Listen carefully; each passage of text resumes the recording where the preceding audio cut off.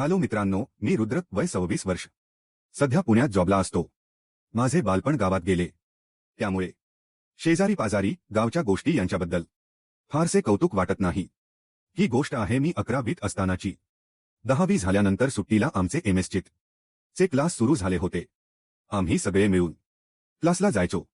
शाळेत असताना मुलींना वेगळे ट्रेनिंग दिले जायचे, याबद्दल आम्ही मुले नेहमी चर्चा करत असायचो. एकदा एमएसचितच्या क्लासमधून बाहेर येताना माझ्या विनीत नावाच्या मित्राने सांगितले की सुट्टीसाठी त्याच्याकडे त्याचा आते भाऊ आला आहे. त्याच्याकडे काही चुकीचे व्हिडिओ आहेत. त्यात एका बाईचे शरीराचे काही भाग मोठे दाखवले होते. आम्ही अशा गोष्टींची वाट पाहत असायचो. ते व्हिडिओ कुठे आणि कधी बघायचे याचा आम्ही प्लॅन केला. आई कपडे धुवायला ओढ्यावर गेली की आम्ही सगळे माझ्या घरी एकत्र येऊन चार मित्रांनी पहिल्यांदा असे व्हिडिओ पाहिले. पण आई येईल या भीतीने आम्ही तो कार्यक्रम लवकर आटोपला. पण आम्ही मित्र एकत्र आलो की तो विषय निघायचा. वर्गातल्या मुलींकडे चोरून बघणे, मॅडकडे चोरून बघणे, असे करता करता आमचा आजूबाजूच्या स्त्रियांकडे बघण्याचा दृष्टिकोन बदलला होता. पण उघडपणे काहीच करता येत नव्हते. त्यादरम्यान आमच्या शेजारच्या मानसी काकूंचे त्यांच्या जावेशी वाटणीसाठी भांडण झाले. त्यामुळे त्यांनी आमच्या शेजारीच नवीन घर बांधायला घेतले. उन्हाळ्याच या शेवटी बांधकाम सुरू केले. पावसाळा सुरू होईपर्यंत फक्त छप्पर टाकून झाले. आमच्याकडे जोरदार पाऊस असल्याने बाहेरच्या शौचालयाचे बांधकाम करता आले नाही. त्यामुळे त्यांनी घरातील बांधकाम पूर्ण करून राहायला सुरुवात केली. त्या काकू आणि त्यांची सासू या दोन महिला उघड्यावर कुठे जाणार म्हणून आमच्याच शौचालयाचा वापर करू लागल्या. सुरुवातीला काही खास नजर नव्हती. त्यांना 2 मुले होती. नवरा रिक्षाचालक होता. लग्न लहान वयात झाल्यामुळे आणि शेतीची कामे केल्यामुळे त्यांची शरीरयष्टी चांगली होती. त्यांची कमर बारीक होती. त्या आमच्याकडे शौचालयात यायच्या तेव्हा मागच्या खिडकीतून आम्ही काही दिसते का पाहायचो, पण हाती काहीच लागत नसे. एकदा शनिवारी दुपारी मी शौचालयात एकटा होतो. तेवढ्यात दार वाजले. मी म्हटलं, कोण आहे? पण बाहेरून काही आवाज आला नाही. हा कोणी वाजवले नाही म्हणून मी आपल्या कामात व्यस्त झालो. थोड्या वेळाने मला लघवीचा आवाज आला. मी मागच्या खिडकीतून बाहेर पाहिले तर मानसी काकू होत्या. त्यांच्याकडून आवाज येत होता.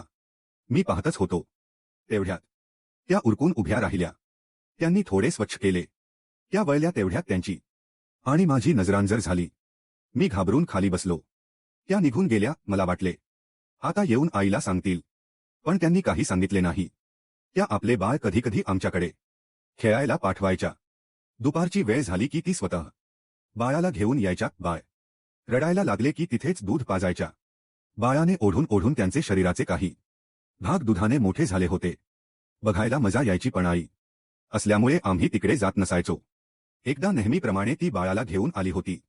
पण आई बाजाराला गेली होती. त्यामुळे ती आली आणि आमच्या पडवीत बसली. माझ्याशी बोलता बोलता तिने बाळाला दूध पाजायला सुरुवात केली. बाळ रडत नसताना तिने मुद्दाम आपले कपडे बाजूला केले. सुरुवातीला मी लक्ष दिले नाही, पण ती मुद्दाम माझ्याजवळ बोलू लागली.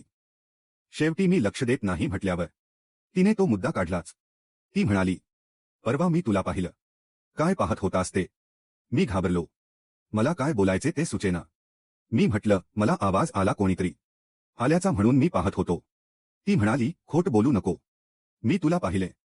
तुझ्या आईला सांगते आता. मी म्हटलं, असं नको करू. मी तुला काय केले? तुला काही हवंय का? मी ते तुला देतो, पण आईला सांगू नको. तिने पदर बाजूला केला.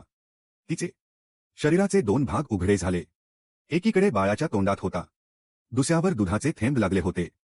एवढे पाहून सुद्धा घाबरल्यामुळे माझी शारीरिक अवस्था बदलली नाही. मी तिला घाबरत विचारलं, काय करू? तिने उलटे मला विचारलं, काय करतात ते माहीत नाही का तुला? आता मी काहीच न बोलता तीच या शरीराच्या भागाला हात लावला.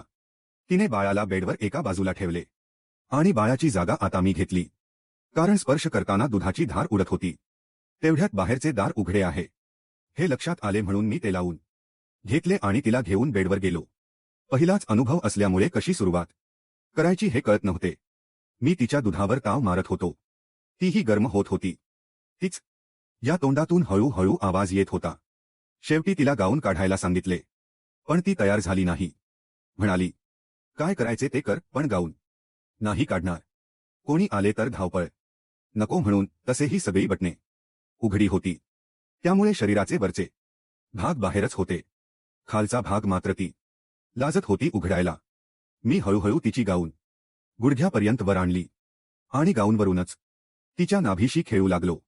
दुसऱ्या हाताने तिच्या शरीराच्या एका भागाला स्पर्श करू लागलो. ती हळूहळू कणहत होती.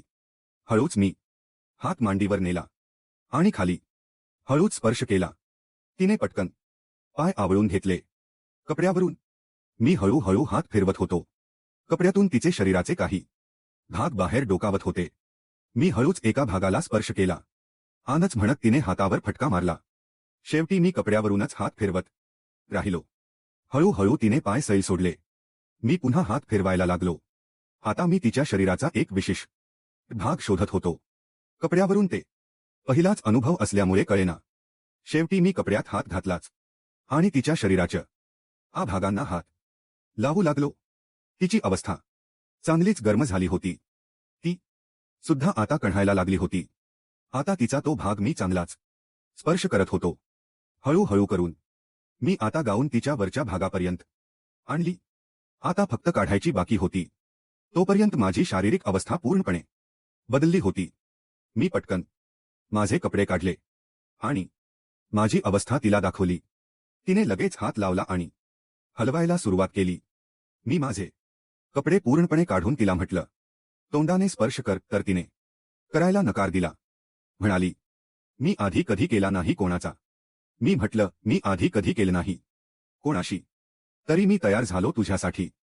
ती म्हणाली, घाण वाटते. मी जबरदस्त ती केली नाही. मी वेगळ्या स्थितीत येऊन तिच्या शरीराच्या भागाला स्पर्श करत होतो. सुरुवातीला थोडी वेगळी चव आली तरी मी हटलो नाही. तिच्या तोंडाशी माझी अवस्था रेंगाळत होती. मी जसा तिच्या शरीराच्या एका भागाला स्पर्श केला तशी ती चमकून उठली आणि हळूच माझ्या शरीराच्या भागाच्या टोकाला तोंडाने स्पर्श करू लागली.